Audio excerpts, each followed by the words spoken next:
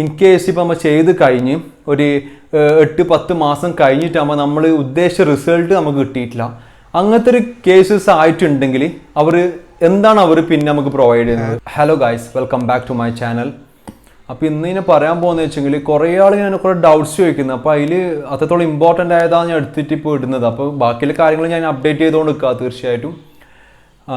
അതായത് ഇപ്പം ക്ലിനിക്കിൽ, അതായത് ഹെയർ ട്രാൻസ്പ്ലാന്റേഷൻ ചെയ്യാൻ പോകുന്ന സമയത്ത് ഏത് ക്ലിനിക്കിലാണ് നമ്മൾ പോകേണ്ടത്? ഇപ്പം ഏത് ക്ലിനിക്കിലാണെങ്കിലും നമ്മൾ പോകുന്ന സമയത്ത് നമ്മൾ ശ്രദ്ധിക്കേണ്ട കുറേ കാര്യങ്ങളുണ്ട്. ഇപ്പം നമുക്ക് എല്ലാവർക്കും എന്തായാലും ചീപ്പ് ആൻഡ് ബെസ്റ്റാണ് എന്തായാലും വേണ്ടത്. ഏത് ക്ലിനിക്കിലാണെങ്കിലും ചീപ്പായിരിക്കണം, അതുപോലെ തന്നെ ബെസ്റ്റ് ക്വാളിറ്റി ആയിരിക്കണം. എല്ലാ രീതിയിലും സർവീസ് ആണെങ്കിലും അവരെ റിസൾട്ടും എല്ലാം ആ രീതിയിലാണ് എല്ലാവരും താല്പര്യം, എല്ലാവർക്കും വേണ്ടത്. ഇപ്പം ഞാനടക്കം അങ്ങനെയാണ് എല്ലാവരും ആഗ്രഹിക്കുന്നത്. പിന്നെ കുറേ ആളിങ്ങനെ പറയലുണ്ട്, അതായത് അവിടെ ഗ്രാഫ്റ്റിന് ഇത്ര രൂപ, അപ്പോൾ ഇവരപ്പം അങ്ങനെയൊക്കെയാണ് കുറേ ആളെ രീതിയിൽ ഇങ്ങനെ കാൽക്കുലേറ്റ് ചെയ്യുന്നത്. അപ്പോൾ നോക്കുമ്പോൾ ആ ഒരു എമൗണ്ട് പ്രൈസിൻ്റെ കാര്യത്തിൽ നല്ല ഡിഫറെൻ്റ് ഉണ്ട്. കുറേ ആൾ സ്ഥലത്ത് നോക്കുന്നതാണെങ്കിൽ നല്ല ഡിഫറെൻ്റ് ഉണ്ട്, നല്ല ലാഭമാണ്. അപ്പം നല്ല ലാഭമായിട്ട് നമുക്ക് കിട്ടുമ്പോൾ നല്ലൊരു ചീപ്പാണെങ്കിൽ തീർച്ചയായിട്ടും നമ്മൾ ചെയ്യേണ്ടതാണ്. പക്ഷെ നമ്മൾ ആ ഒരു ക്ലിനിക്കിൽ പോകുന്നത്, അത് ഏത് ക്ലിനിക്കിലാണെങ്കിലും നമ്മൾ അവിടെ ഒന്ന് ശ്രദ്ധിക്കണം. ആ ഒരു ചീപ്പായിട്ട് നമുക്ക് ചീപ്പ് പ്രൈസായിട്ട് നമ്മൾ തരുന്നുണ്ടെങ്കിൽ അവിടെ ഈ ഒരു കാര്യം കൂടി ഉണ്ടോ എന്ന് നമുക്ക് എന്താക്കണം, കൺഫേം ചെയ്യണം. എന്നിട്ട് ആയിരിക്കണം നമ്മൾ ചെയ്യേണ്ടത്. നമുക്ക് എല്ലാ രീതിയിലും നമ്മൾ ഒന്ന് ക്ലിയർ ചെയ്യണം.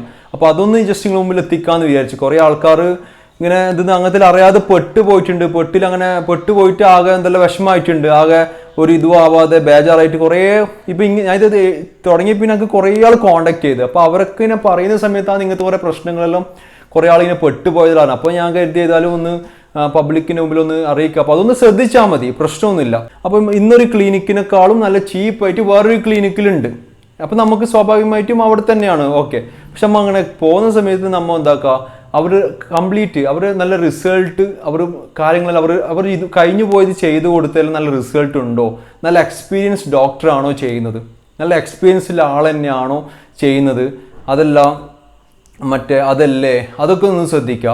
പിന്നെ അതുപോലെ തന്നെ നല്ല റിസൾട്ടും കാര്യങ്ങളെല്ലാം അവർ ചെയ്തതെല്ലാം നല്ല റിസൾട്ടും കാര്യങ്ങളും ചെയ്തിട്ടുണ്ടോ എന്നുള്ള കാര്യങ്ങളൊന്ന് ശ്രദ്ധിക്കുക തീർച്ചയായിട്ടും.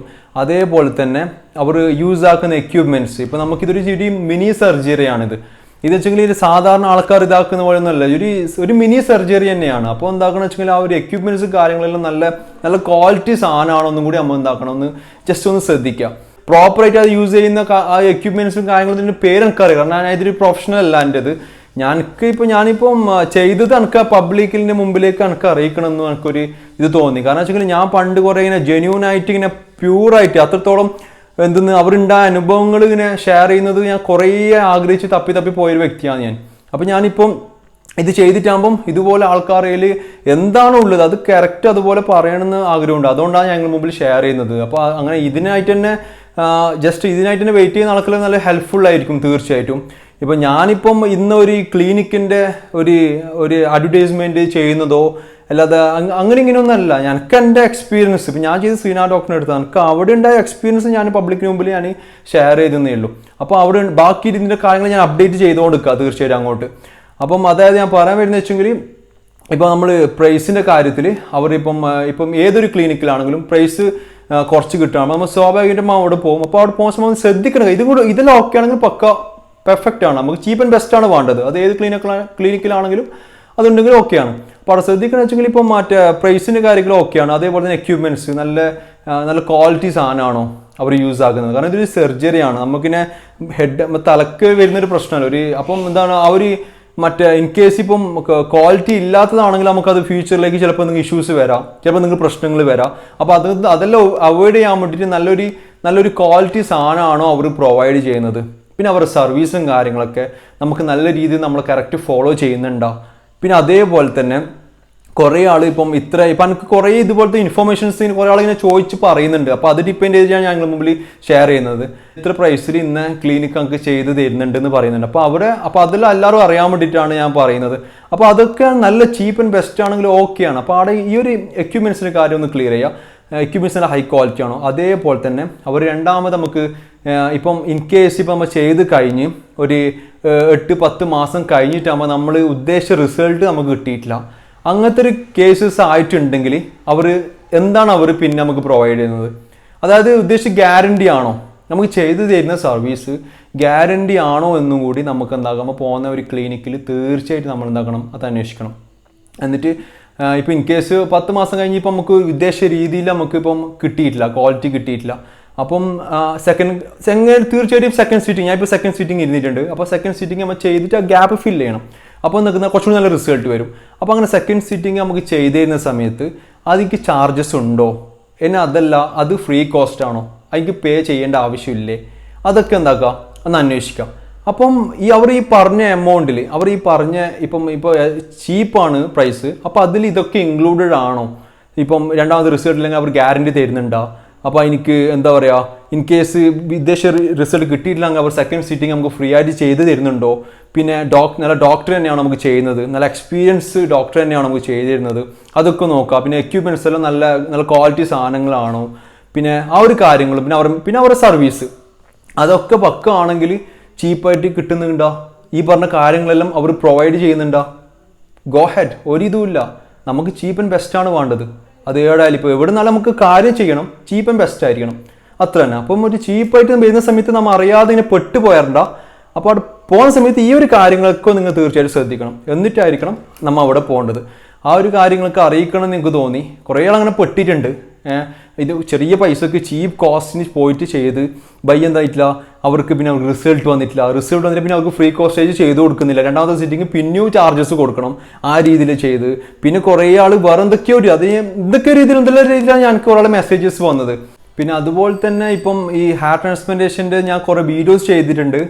അപ്പോൾ അതൊക്കെ ഞാൻ ഇതിൽ തന്നെ ഇട്ടിട്ടുണ്ട്. നിങ്ങളൊന്ന് ജസ്റ്റ് ഒന്ന് നോക്കിയാൽ നമ്മുടെ ഡിസ്ക്രിപ്ഷനിൽ ഞാൻ ചെയ്തതൊക്കെ ഞാനിപ്പോൾ ഡിസ്ക്രിപ്ഷനിൽ ഇടാം, അത് നിങ്ങൾ നോക്കിയാൽ മതി. കാര്യങ്ങളൊക്കെ നിങ്ങൾക്ക് കുറേ ഇപ്പോൾ ഞാൻ അവിടെ പോയി വ്ളോഗ് ചെയ്തതും അതുപോലെ തന്നെ സെക്കൻഡ് സിറ്റിംഗ് ചെയ്തതും പിന്നെ അതുപോലെ തന്നെ മറ്റേ കോസ്റ്റ്, ഇപ്പം എനിക്ക് ഉണ്ടായ പ്രൈസസ് എത്രയാണ് എനിക്ക് മൊത്തം ടോട്ടൽ എക്സ്പെൻസ് വന്നത്, ആ ഒരു കാര്യങ്ങളൊക്കെ ഞാൻ ഇതിലേക്ക് ഡിസ്ക്രിപ്ഷനിൽ ലിങ്ക് ഇടാം. നിങ്ങൾ അതെല്ലാം നോക്കി നിങ്ങൾക്ക് തീർച്ചയായിട്ടും ഹെൽപ്ഫുൾ ആയിരിക്കും വീഡിയോസ് എല്ലാം. പിന്നെ അതുപോലെ തന്നെ ഇപ്പം ഏത് രീതിയിലാണ് ഇപ്പം നമ്മൾ ചെയ്യേണ്ടതെന്നുള്ളത് ഇപ്പം കുറേ ആളിപ്പം ഓരോരോ രീതിയിലാണ് പറഞ്ഞത്. അതായത് ഇപ്പം നമുക്ക് ഒരു സിറ്റിങ്ങിൽ തന്നെ കംപ്ലീറ്റ് കവർ ചെയ്യാൻ പറ്റുമോ കാര്യങ്ങളൊക്കെ ഡീറ്റെയിൽ ആയിട്ട് ചോദിക്കുന്ന കുറേ ആൾക്കാർ എന്നോട് ചോദിച്ചിട്ടുണ്ട്.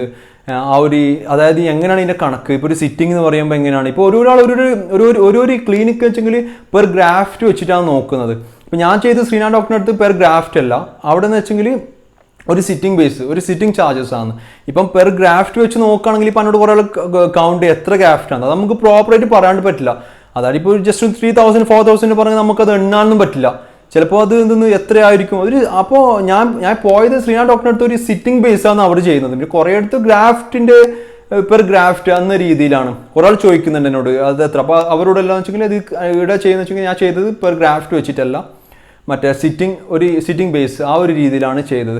പിന്നെ അതേപോലെ തന്നെ നമുക്ക് ഏത് രീതിയിൽ ഒരു സിറ്റിംഗ് ചെയ്യുന്ന സമയത്ത് നമുക്ക് ഏത് രീതിയിലാണ് ചെയ്യേണ്ടത്, നമുക്ക് കംപ്ലീറ്റ് കവർ ചെയ്യണോ കാര്യങ്ങളൊക്കെ, അങ്ങനത്തെ ഒക്കെ വരുന്ന കുറേ ഡൗട്ട്സും കാര്യങ്ങളും ചോദിക്കുന്നുണ്ട്. അപ്പോൾ അതിൻ്റെ ഒരു വീഡിയോ കൂടി ഞാൻ പ്രോപ്പറായിട്ട് ഞാൻ എടുത്തിട്ട് പിന്നെ കുറേ ഡൗട്ട്സും കാര്യങ്ങളും കുറേ ആളെന്ത് ചോദിച്ചതെല്ലാം വെച്ചിട്ട് ഞാൻ വേറെ വീഡിയോ കൂടി ഞാൻ എടുക്കാം തീർച്ചയായിട്ടും. അപ്പോൾ അതും കൂടി അത് ഞാൻ ഇത് ശേഷം ഞാൻ ആ വീഡിയോ കൂടി ഞാൻ അപ്ലോഡ് ചെയ്യും. ഞാൻ വീഡിയോ ഞാൻ കുറേ ലോങ് ആക്കുന്നത്, നിങ്ങളൊരു മടുപ്പിക്കുന്നില്ല, ലോങ് ആയിട്ട് പിന്നെ നിങ്ങൾക്ക് ഒരു ബുദ്ധിമുട്ടുകളാക്കുന്നില്ല എന്തായാലും. അപ്പോൾ ഏതായാലും അടുത്ത വീഡിയോയിൽ ഞാൻ അതും കൂടി ഞാൻ ഈ കാര്യങ്ങളിടാം. അപ്പോൾ ഞാൻ എൻ്റെ അങ്ങോട്ട് ഈ കാര്യങ്ങളൊക്കെ അപ്ഡേറ്റ് ചെയ്തുകൊണ്ടിരിക്കാം. ഇപ്പോൾ ഏതായാലും ഞാനിപ്പോൾ കുറച്ച് ഒന്ന് എടുത്ത് ഇപ്പോൾ കോവിഡ് കാര്യങ്ങളായിട്ട് പിന്നെ എനിക്ക് ഇവിടുന്ന് പുറത്ത് പോകാൻ പറ്റാത്ത അവസ്ഥ. ഇനിയിപ്പോൾ പുറത്തെല്ലാം പോയി കഴിഞ്ഞെങ്കിൽ എങ്ങനെ തീർച്ചയായിട്ടും ഞാൻ നല്ല പ്രോപ്പറായിട്ട് വ്ളോഗിങ്ങും കാര്യങ്ങളൊക്കെ ചെയ്യും. അപ്പോൾ തീർച്ചയായിട്ടും അതിലൂടെ തന്നെ എൻ്റെ കുറേ റിസൾട്ടും കാര്യങ്ങളും നിങ്ങൾക്ക് അത് കാണുക തന്നെ ചെയ്യാം. തീർച്ചയായിട്ടും പുറത്ത് പോയിട്ട് ഒന്ന് പ്രോപ്പറായിട്ട് വ്ളോഗിങ്ങിൽ ചെയ്യേണ്ട ഒരു പ്ലാനിലാണ് ഉള്ളത്. പിന്നെ ഇവിടെ ആയതുകൊണ്ട് പിന്നെ പറ്റാത്തൊരു സാഹചര്യവും. അപ്പോൾ ഏതായാലും വീഡിയോ ഇഷ്ടമായിട്ടുണ്ടെങ്കിൽ ലൈക്ക് ചെയ്യുക, സബ്സ്ക്രൈബ് ചെയ്യുക, ഷെയർ ചെയ്യുക. Thank you guys, thank you so much. പിന്നെ അതുപോലെ തന്നെ ഇപ്പം ഞാൻ ചെയ്തിട്ടിപ്പം ഒരു മാസമായി. ഞാൻ ഫസ്റ്റ് സിറ്റിങ്ങിൽ വെച്ച മുടി അതങ്ങനെയുണ്ട്, പക്ഷെ രണ്ടാമത്തെ സിറ്റിങ് ആ ഫില്ല് ചെയ്തെല്ലാം പൊയിഞ്ഞു പോയി. അതിൻ്റെ കണക്ക് അങ്ങനെയാണ്, കംപ്ലീറ്റ് ഒന്ന് പൊയിഞ്ഞു പോകും. രണ്ടാമത്തെ സിറ്റിങ് ചെയ്തതെല്ലാം പൊയിഞ്ഞു പോകും. അപ്പോൾ അതെല്ലാം പോയിട്ടുണ്ട്. ഇനി ഇത് അങ്ങോട്ട് വളർന്നു വരുന്നതാണ്. പൊയിഞ്ഞു പോയതെല്ലാം കംപ്ലീറ്റ് ഇനി അങ്ങോട്ട് വളർന്നു വരും. ഞാൻ പിന്നെ ഈ ക്രൗൺ ഏരിയയിൽ ഞാൻ ചെയ്തിട്ടില്ല, ഞാൻ ഇവിടെയാണ് ഈ ഫസ്റ്റാണ് ചെയ്തത്. അപ്പോൾ എന്തുകൊണ്ട് അത് ചെയ്തുകൂടെ, ഈ ഒരു സിറ്റിങ്ങിൽ തന്നെ കംപ്ലീറ്റ് ചെയ്തുകൂടെ എന്നുള്ള കുറേ ചോദ്യം ചോദിച്ചിനി, കുറേ ആൾ എന്നോട് മെസ്സേജ് ചെയ്യലുണ്ട്. അപ്പോൾ അതുപോലെ കുറേ ആൾക്ക് ഡൗട്ട്സ് ഉണ്ടാവും ഞാൻ വിചാരിക്കുന്നത്. അപ്പോൾ അതിൻ്റെ പ്രോപ്പറായിട്ട് വീഡിയോ ഞാൻ വേറെ ഒരു വീഡിയോ ഞാൻ ക്രിയേറ്റ് ചെയ്തിട്ട് ഞങ്ങൾക്ക് അത് ഇതിലേക്ക് അപ്ലോഡ് ചെയ്യാം. തീർച്ചയായിട്ടും ഇപ്പോൾ തന്നെ ഞാൻ വീഡിയോ എടുക്കാം. ഇത് കഴിഞ്ഞിട്ട് ഒരു 2 ദിവസം കഴിഞ്ഞിട്ട് അത് എഡിറ്റ് ചെയ്തിട്ട് അത് ഞാൻ അപ്ലോഡ് ചെയ്യാം. പിന്നെ ഞാൻ ഇവിടെ മാത്രം ചെയ്തത്. അതുപോലെ തന്നെ ഈ ഒരു രീതിയിലാണ്. ഇപ്പം എനിക്കിപ്പം ചെയ്തിട്ട് ആ ബാക്ക് ഇപ്പം മുടി കുറേ ആൾ ചോദിച്ചു അതൊന്ന് കാണിക്കാണ്ട് പറ്റുമെന്നല്ലോ. ഈ ഒരു രീതിയിൽ ഇപ്പോൾ ഞാനിപ്പോൾ ഇത് കഴിഞ്ഞിട്ട് ഇപ്പം ഓൾമോസ്റ്റ് ഇപ്പോൾ 1 മാസം കഴിഞ്ഞ്. അപ്പം ഇതൊരു 10-20 ദിവസം 2-3 ആഴ്ച ആകുമ്പോൾ തന്നെ ഇത് കവർ ചെയ്ത് വന്നല്ലോ. ഇപ്പോൾ 1 മാസം കഴിഞ്ഞിട്ടാ. അപ്പോൾ ഇത് ബാക്ക് ഞാൻ ഇപ്പോൾ എടുത്ത ഹെയർ ട്രാൻസ്പ്ലാന്റ് ഞാൻ ഗ്രാഫ്റ്റ് എടുത്ത ഏരിയ കാര്യങ്ങളാണ് നിങ്ങൾക്ക് ഇപ്പോൾ കാണിക്കുന്നത്. ഇപ്പം നിങ്ങൾക്ക് കാണുന്നുണ്ടാവും വിചാരിക്കുന്നത്. പിന്നെ അതേപോലത്തെ പുറം ചോദിച്ചു കുറച്ചും കൂടി അടുത്ത് കാണിക്കുമെന്നല്ലോ. അപ്പോൾ ഈ ഒരു രീതിയിലാണ് കേട്ടോ. ഈ ഒരു ഞാൻ ചെയ്തിട്ടില്ല, ഈ ഫ്രണ്ട് ഏരിയ മാത്രമേ ഞാൻ കവർ ചെയ്തത്.